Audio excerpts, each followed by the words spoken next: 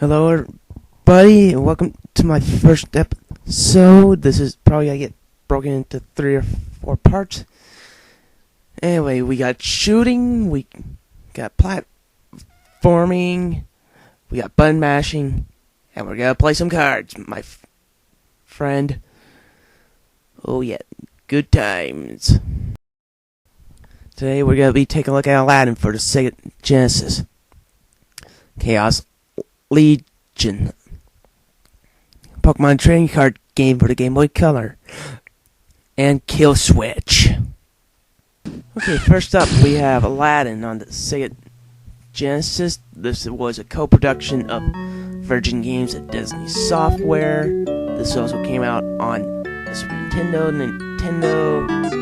the Game Boy, DOSBox, Game Gear, Amiga, and that's about it. I'm not sure if there was a watch version or whatever, but I think there was also a version on Sega CD. So, anyway, Alladin's a 2D side-scrolling platformer, much in the vein of games like Chip and Dale Rescue Rangers, Sonic the Hedgehog, without the speed, and so forth. Graphically, I think this embodies the world of Alladin fairly well. The levels are lush, vibrant, and very good representations of the movie that it's based on. Although it does use enemies in certain levels again and again and again, and it doesn't really get so bad. It's like, oh god, if I can kill another one now, I'm gonna kill myself. So you play as Alladin, much in the movie. If you know the movie, you know the plot. I didn't watch it. I just played the games. I didn't really pay too much of attention to the storyline. So give me a break here. It's a fucking Genesis platform. Levels do shift up every once in a while. I think it's every third level you have a different kind of setting, but mainly it's this kind of deserty town. And you start off in Agrabah, you go to the Cave of Wonders, you go to Genie's World, and so forth.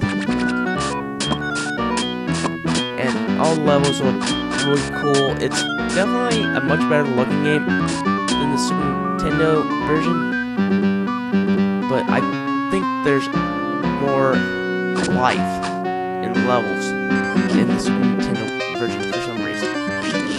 But what the Genesis version has that the Super Nintendo version doesn't is that you can actually kill enemies with those apples. Apples in the Super Nintendo would just stun enemies, but in this game they'll actually kill enemies. And you also get a sword, which I never remember Alladin ever having in this game. Not in this game, in the movie! I'm sorry. But, anyway, sound-wise, it's a much better sounding game than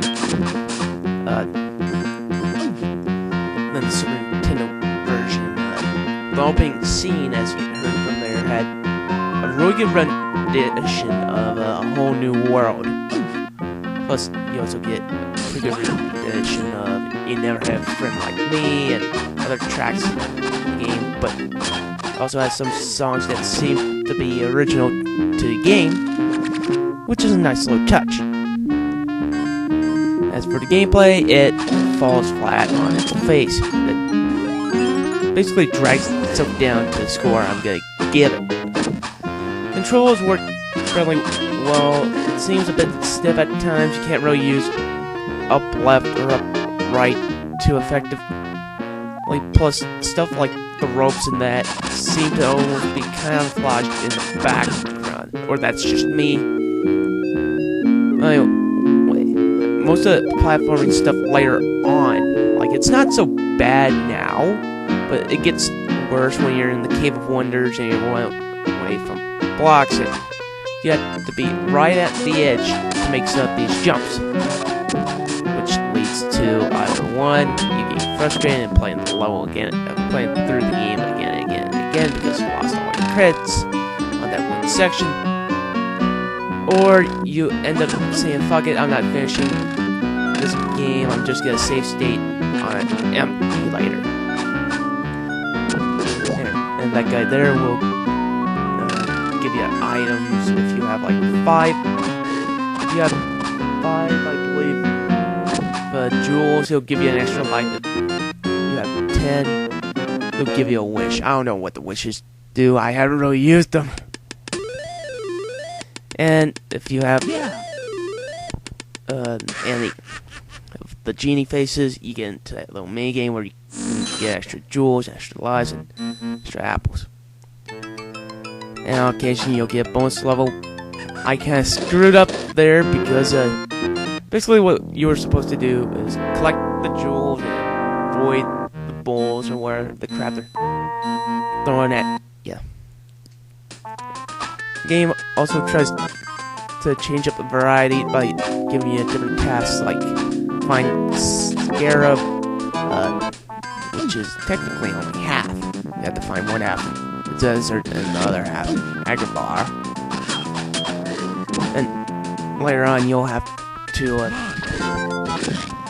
ride the magic carpet out of the wonders. This doesn't really work too well. I will let you see for yourself, but I'm gonna tell you because I didn't want to get on here, get cursy over how bad the level is done.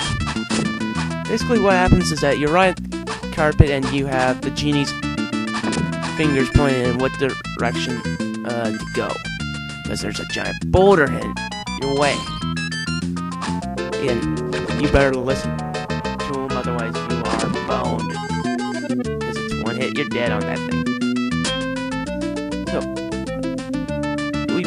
So we got something that could be really intense, but what it turns into be is an absolute royal pain in the ass because it gets so fast that it turns into a blur, on-screen blur. You can't really see crap, and it moves so fast that I've seen people that I wouldn't doubt it gives people motion sickness.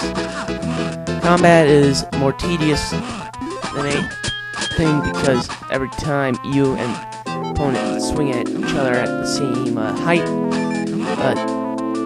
a little cling, cling, cling, and you'll hear that sound effect again and again and again. Yeah. Overall, Alladin is a passable attempt at creating the game. If you want to play a good Alladin game, try out the Game Boy, the Nintendo, or the Super Nintendo versions. Other than that, you are best to skip this game. If you've already played the other versions, then I can kind of recommend it. There's fun to be had, but at the end of the day, it's basically a bait and switch kind of deal. Overall, I'm gonna give Alladin 5.5 out of